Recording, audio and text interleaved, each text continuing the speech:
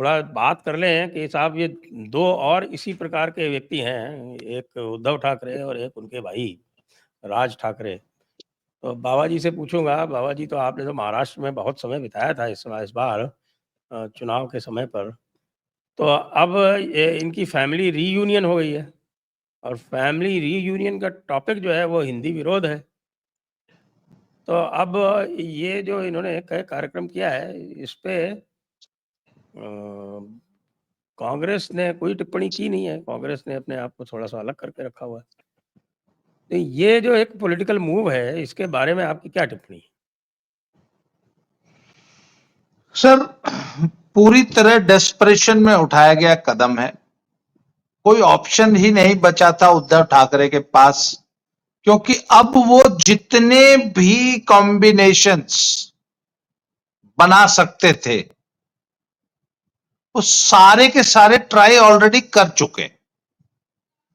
अब कोई कॉम्बिनेशन, अब तो एक ही बचा है सर कि ओवैसी के साथ भी पैक्ट कर लिया जाए, क्योंकि लोग कह रहे हैं ना कि वो मुसलमान तो कांग्रेस के साथ जाएगा। जी नहीं, महाराष्ट्र में का मुसलमान कम से कम नॉट और स्थानीय निकाय में क्यों, विधानसभा में भी सर एमएम को अच्छा खासा वोट मिलता है जहां मुस्लिम पॉपुलेशन ज्यादा है, और समाजवादी पार्टी को भी अच्छा खासा वोट मिलता है। इस चुनाव में भी मिला है 6-7 सीटों पे, बहुत अच्छा विधानसभा सीटों पे। तो सर एमएम और सपा भी कंटेंडर रहेंगे मुस्लिम वोट की। कांग्रेस और शरद पवार के साथ पैक्ट ऑलरेडी चल ही रहा है और वो बीएमसी के चुनाव में भी रहेगा, आप देख लीजिएगा, रहेगा। क्यों? क्योंकि कांग्रेस को भी जरूरत है, कांग्रेस भी अकेले नहीं लड़ सकती, वो जानती है। तो अब इसके बावजूद कांग्रेस के से गठबंधन करने के बावजूद उद्धव ठाकरे को पता है कि वो शायद 20% वोट शेयर का आंकड़ा न टच कर पाए, 20%। तो उन्होंने डूबते को मरता क्या न करता वाला सर 1.5% वोट है मनसे का, 1.5%। सर क्या नंगा क्या नहाएगा और क्या निचोड़ेगा।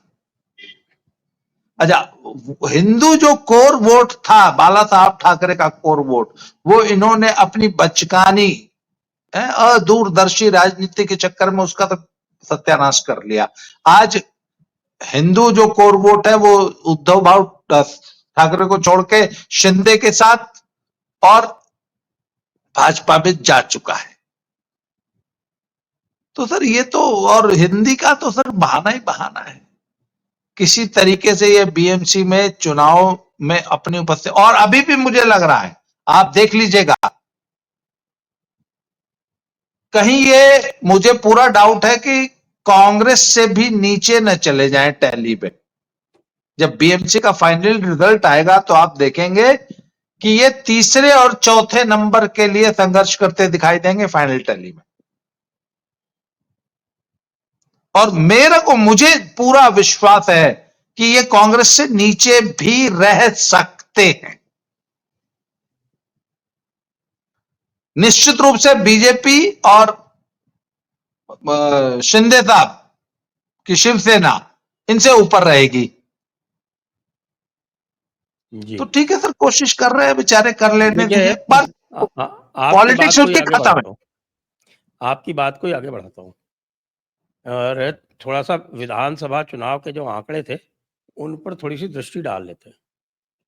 तो इनमें है तो बीजेपी को तो अलग कर देते हैं, क्योंकि बीजेपी 26.77% वोट लेके वो उसको आप अलग कर दीजिए, वो इन सबसे आगे है। बाकी शिंदे शिवसेना के 12.38% वोट थे और उभाटा शिवसेना के वोट जो थे वो थे 9.96%, मान लीजिए 10% कह लीजिए, 10% कह लीजिए। उनके वोट, उनके टोटल जो थे वो 20 सीटें थी और कांग्रेस की 16 थी और एनसीपी शरद पवार की 10 थी, यानी कुल 46 सीटें थी और अकेले शिवसेना की, शिंदे शिवसेना की 57 सीटें इन तीनों से मिला के अधिक उन्होंने सीटें ली थी। अच्छा, ये एमएनएस की टोटल जो थी वो थी 1.55%। बस इनका ये था कि साहब कि ये जो मुंबई जो क्षेत्र है, जो मुंबई क्षेत्र है, मुंबई क्षेत्र में इन्होंने ठीक ठाक परफॉर्मेंस की थी। यानी मुंबई क्षेत्र की जो 24 सीटें हैं, उन 24 सीटों में आपके 12 या 13 सीटें जो है ये शिवसेना ने जीती थी। 10 से ज़्यादा, मतलब ये जो टोटल जो 36 सीटें हैं ग्रेटर मुंबई की, उसमें तो बीजेपी और ये मिलके 21 सीटों पे थे। लेकिन खाली जो मुंबई मेन जो है, जिसमें 24 सीटें हैं, उन 24 सीटों में बराबर का मामला था। तो मुझे लग रहा है कि इनको संभवतः, अवनीश जी, ये लग रहा है कि अगर हम 1.5% वोट इसमें, क्योंकि मनसे का जो वोट है वो लगभग पूरी तरह से मुंबई का ही वोट है, तो इनको शायद ये लग रहा है कि साहब के जो वोट इन्होंने लिया मुंबई में, उसमें मनसे का वोट डाल देंगे तो बीएमसी का चुनाव जीत जाएंगे। आपको यही कैलकुलेशन लग रहा है क्या? बिल्कुल सर, बिल्कुल। लेकिन उससे पहले एक कहानी और है। उद्धव ठाकरे महाराष्ट्र विधानसभा चुनाव के बाद एक बार फिर भाजपा शरणम गच्छामि पूरी तरीके से इस मोड में थे कि हमको एनडीए में घुसा लिया जाए। दिल्ली से भाजपा नेतृत्व ने, अब एक ही नेतृत्व है भाजपा का जो कि इस मामले में काम करता है, अध्यक्ष कोई भी हो, वहां से इनको संकेत दे दिया गया कि अगर आपको एंट्री मारनी है तो आप जाइए, एकनाथ शिंदे साहब से बात कर लीजिए, शिंदे साहब से परमिशन लीजिए और उसके बाद ये बात हो सकती है। क्योंकि बीजेपी बड़ी समावेशी पार्टी है सर। हाँ, मैं तो ओवैसी जी का भी मुझे भविष्य तो किसी दिन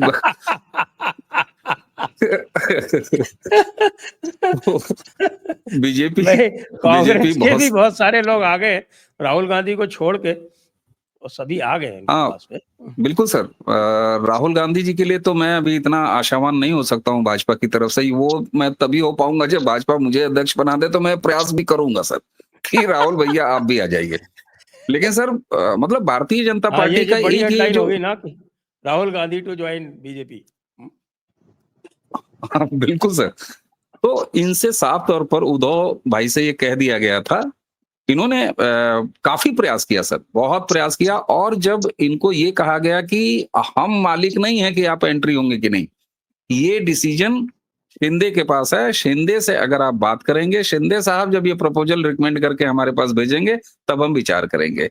उद्धव ठाकरे के लिए शिंदे के पास जाना और शिंदे, एकनाथ शिंदे से ये बात कहना, उन्होंने कोशिश बहुत किया है सर। ये मैं आपको बता रहा हूं, उद्धव ठाकरे ने तमाम चैनलों से ये प्रयास किया कि बिना एकनाथ शिंदे के परमिशन या उनके सिग्नेचर फॉरवर्डिंग के बिना हमारा ये काम बन जाए, और वो जिस तरीके से एनडीए में है उसी तरीके से मैं भी आ जाऊं।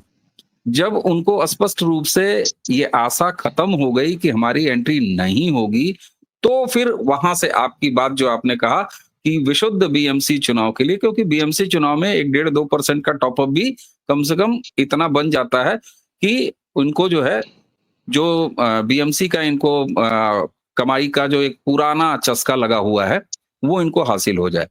तो इन्होंने केवल मनसे के साथ, राज ठाकरे के साथ, जो अपने भाई के साथ इनकी वापसी हुई है, ये बल भर इन्होंने प्रयास कर लिया था एनडीए में जाने का। एकनाथ शिंदे का पैर ये छू नहीं सकते थे, थोड़ा सा ये ज्यादा हो जाता, इसलिए इनके पास अब कोई ऑप्शन नहीं था कि थोड़ा बहुत टॉपअप कर लें, क्योंकि ये अब जान रहे हैं कि महाराष्ट्र की राज्य राजनीति से उद्धव ठाकरे बाहर हो चुके हैं। आगे आने वाले 2-4-5 चुनाव तक, और कोई भी पार्टी अगर 2-4 चुनाव, आप बसपा की हालत देख लीजिए उत्तर प्रदेश में, 2-4 चुनाव, अगर 2 से ज्यादा चुनाव अगर आपने गड़बड़ कर दिए, तो फिर उसके बाद आपकी पार्टी खड़ी बड़ी होती नहीं है। कांग्रेस जैसी पार्टियों का उत्तर प्रदेश में यह हाल हो चुका है, सत्ता से जब आप 2-3 बार बाहर हो जाते हैं तो यही स्थिति अब राज ठाकरे की है। उनको ये पता है, राज ठाकरे को तो, सॉरी, उद्धव ठाकरे को, कि हमारा अगर कोई भविष्य है तो जिस तरीके से हमने इतिहास में अपने पिताजी स्वर्गीय बाला साहब ठाकरे के समय से बीएमसी और शहर की राजनीति से शुरू किया था, हम वहीं वापस जा सकते हैं, वही बचा लें तो हमारे लिए बहुत है। तो उद्धव ठाकरे की राजनीति राज्य महाराष्ट्र के रूप में अब नहीं है, तो निश्चित तौर पर वो बीएमसी की राजनीति तक ही अपना भविष्य फिलहाल देख रहे हैं। एक चीज और सर, ये जो भाषाई मराठी वर्सेस हिंदी खड़ा करने का प्रयास किया जा रहा है, सर बहुत सारे लोगों को जो बाला साहब ठाकरे के समय से शिवसेना को नहीं जानते या जो अभी उसको अपडेट नहीं हो पाए हैं, उनको हो सकता है मेरी बात थोड़ी सी कड़वी लगे, लेकिन हकीकत यह है कि अभद्रता, अराजकता, गुंडागर्दी ये शिवसेना के मूल चरित्र में है, डीएनए में है। बाला साहब ठाकरे ने इन्हीं गुणों के आधार पर शिवसेना को जी इनको हलकट बोलते हैं मुंबई में। बिल्कुल सर, बिल्कुल सर।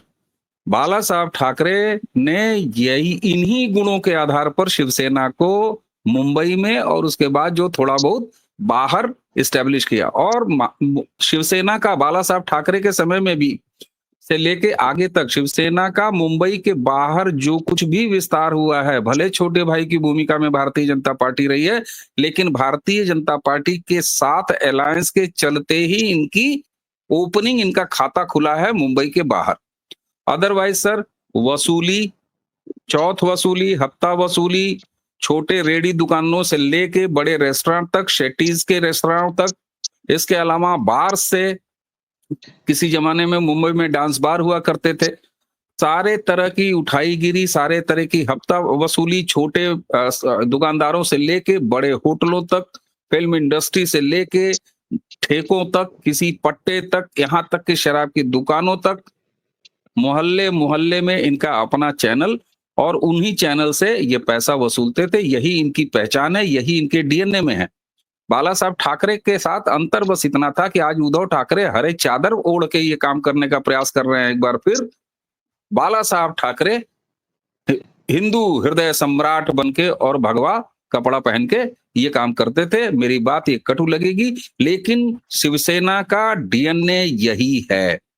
और भाषाई विवाद शुरू करके एक बार फिर उद्धव ठाकरे और राज ठाकरे की जोड़ी वहीं अपने पुराने डीएनए पर जा रही है। और यही वजह है कि उद्धव ठाकरे ने ये तक कह दिया कि जो काम बाला साहब ठाकरे नहीं करा पाए वो देवेंद्र फडणवीस करा दिए। यानी राज ठाकरे और इनकी जो एक मिलन हुआ है, कारण ये कि दोनों अपने पुराने डीएनए पर जा रहे हैं, क्योंकि दोनों शिवसेना के परिवार के हिस्से रहे हैं। इसलिए हलकटई, गुंडई, लोफरबाजी इनका मूल चरित्र है। तो आप कह सकते हैं कि बाला साहब ठाकरे की शिवसेना का अपना जो डीएनए था उसी पर वापस ये दोनों भाई वापस जा रहे हैं। और यही वजह है कि दोनों का एकीकरण हुआ है, क्योंकि दोनों अपने मूल चरित्र पर। जी